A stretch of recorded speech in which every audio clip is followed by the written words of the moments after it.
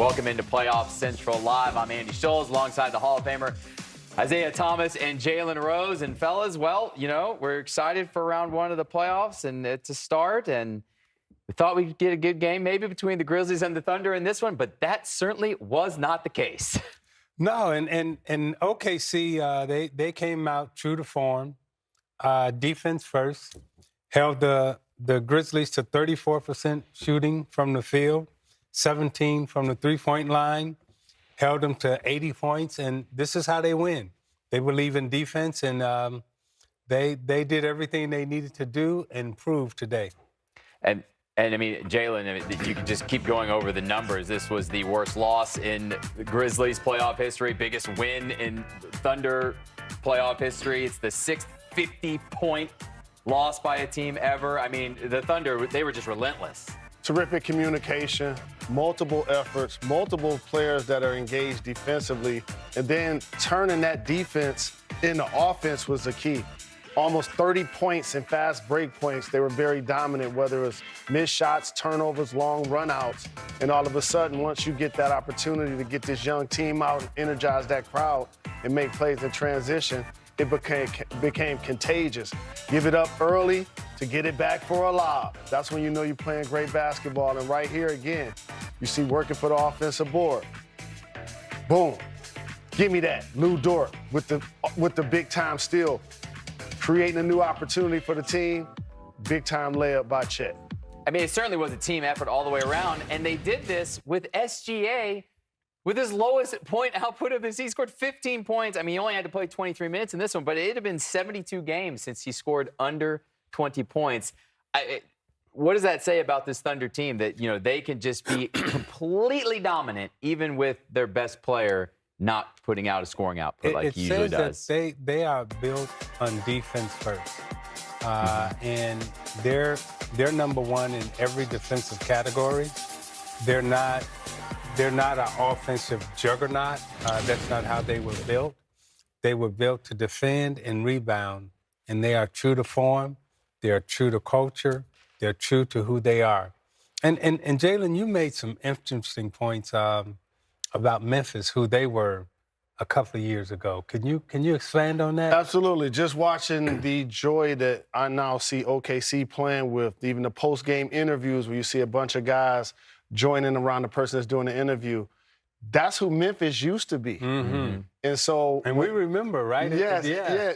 And so to watch them face one another and to see how OKC has just taken that next leap as a young team is kudos to their organization. And Memphis 2 years ago or 3 years ago during that period of time, they were the number one defensive team, right? Mm-hmm. And that's what it's interesting, just as you were pointing out, and I didn't really realize that, yes, what we're seeing in OKC was Memphis 2 years ago. Mm-hmm. Yeah, speaking of the Memphis Big Three, I mean, Ja, Triple J, and Desmond Bane, they combined to go 11 for 42 from the field, 2 for 16 from 3. Desmond Bane actually was minus 51 plus-minus, which is the worst plus-minus in NBA playoff history. Wow. Minus 51. I mean, what do you do with this game? I imagine you just try to just flush it and act like it didn't happen, or do you really dissect this one? I have seen, believe it or not, so many game ones like this in the history of the NBA. Now, this was the most lopsided one, but normally in a game one, what happens in the playoff series, the home team either blows out the visiting team in the game one, particularly after they've had rest, or that visiting team comes in and beats that home team in a close game by 1 or 2 points, right? Mm-hmm. And so this was, you know, how a game one should have gone for the home team. Now, game two will be when the series really starts, because the home team, you know, they did what they were supposed to do, and this is normally how a game one goes when the visiting team comes in, when the home team has some rest and chance to prepare. Yeah, you see the largest playoff margins ever. And we were talking that, hey, they might get to that 2009 Carmelo Anthony squad and get to that 58-point record, but they fell a little bit short. But Still an amazing day there in Oklahoma City, and we're being lucky enough to being joined live now by All-Star Jalen Williams. Jalen, thank you so much for joining us after that one. I'm sure all of you guys in the locker room and we're having a good time. Just how did that performance feel in Game 1 against the Grizzlies? Yeah, thanks for having me. It felt good. Just obviously, I think that's the longest time I went without playing during the season. So it was good to get some rest and figure out X's and O's throughout the week. And I thought, obviously when you win the way we did, it's hard to be mad at a lot of stuff, but we still got to go to the drawing board and figure out what we can do better. Jalen, this is Isaiah. Not used to seeing you doing interviews by yourself. Where's the rest of your teammates at? That's how we're used to seeing you doing interviews. But I thought you guys were great today. Can you talk a little bit about defensively what the temperament is of your team, the philosophy, and what it is that y'all really concentrate on that is really taking the league on by storm on the defensive side of the ball? Just from trying not to give too many X's and O's away, but just throughout the whole entire year, it's about playing hard and conditioning yourself to play a certain brand of basketball every single night. So when you get to the playoffs and, there's not like some type of switch that you have to flip, we're used to playing as hard as we can defensively, helping each other out and just kind of covering for each other. There's always going to be a game plan, and sometimes that can go out the window, and you can kind of cover up a lot of that for just playing hard and giving as much effort as you can. Jay Will, what's happening? It's Jalen. Congratulations on the dub. I want to ask you about, yes, SGA is likely going to be MVP, and you did a terrific job being an all-star this year, and Chet was a high draft pick. But can you talk to us about the strength in numbers and how you guys take pride in so many guys being able to contribute on a nightly basis like a game today? Yeah, it's a great thing. Something I definitely don't take for granted. We have a lot of guys that can do a lot of things, and that's something that we think is our superpower. Any guy can impact the game on any night, and everybody knows that, and I think that's why we go out there with a lot of confidence. And Jalen, you've had, people doubting you guys all season long, even though you had a historic regular season with the biggest point differential in NBA history. Do you think you made a statement in this one to all those people who've been doubting you? I don't really think we're too worried about statements. I think the biggest thing is just pressure is a privilege, so that's how we approach a lot of this. But we're not trying to impress anybody else except, what's going on in our locker room, and we just kind of take it one game at a time.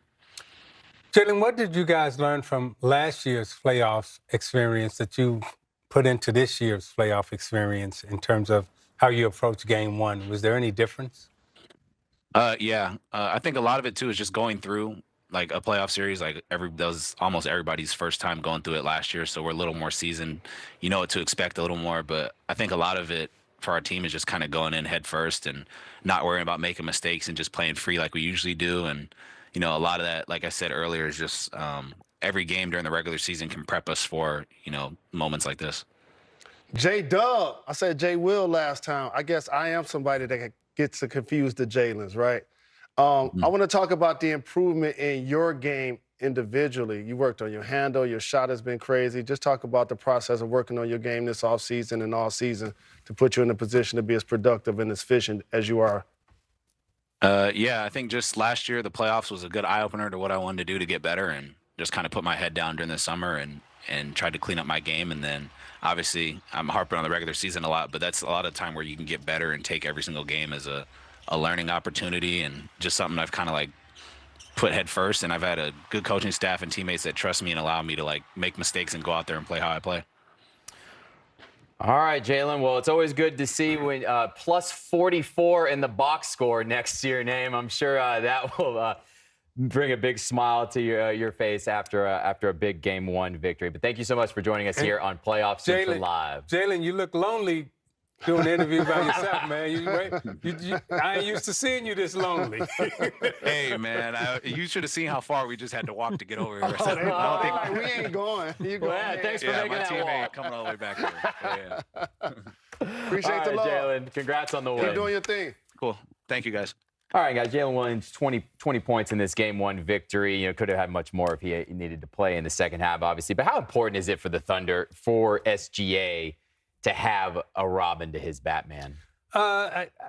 It's interesting when we say the Batman and Robin, because I think what OKC has put together as a team, they don't see a 1 or 2 first option, second option. They appear to be like, okay, we're a team, and whoever's getting off, it can be their night. They're like the Avengers, and I love what SGA was able to do tonight, because he was able to take a step back, take 13 shots, wasn't looking at, okay, I got to get my numbers. I got to get 30, win a blowout situation. I got to make sure everything's right. He was comfortable enough to say, hey, let my teammates get off, let everybody get off, and we win the basketball game. And that's truly what it's all about.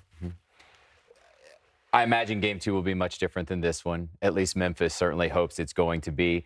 And if it is, say, a close game, though, Jalen, do you think the Thunder would be able to now have a good sense of where they're going to be able to go with the ball in a crunch time situation if SGA gets doubled, per se? Absolutely, I do. And Isaiah was just talking about it. They're built to have strength in numbers. And when you have guys coming at you in waves, it's hard as a defense to keep up with the basketball when they keep moving it and knocking down threes the way they were doing. So I like what they've established as a team.